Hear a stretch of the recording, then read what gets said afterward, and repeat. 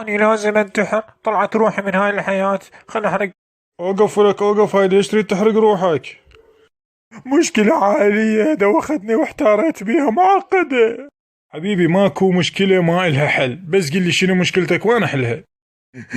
تزوجت وحدة رجلها ميت وعندها بنية، ومن شافاها أبوي راد يتزوج بنت زوجتي، وأبوي صار زوج بنتي ومرت، وصرت أنا رحم الأبوي، ومن جابت زوجتي طفل صار الطفل حفيد أبوي، وبما أنه ابني هو أخو زوجة أبوي اللي هي بمثابة خالتي صار ابني مثل خالي، ومن مرت أبوي جابت ولد أخوي صار مثل أخوي، وبنفس الوقت هو حفيدي لأن حفيد زوجتي من بنتها، وبما أنه زوجتي صارت جدة أخوي يعني هي جدتها وأنا حفيدها، ويعني أنا زوج جدتي وحفيدها لأن هي جدة أخوي، يعني أنا جد روحي وحفيد روحي. شايف هيك؟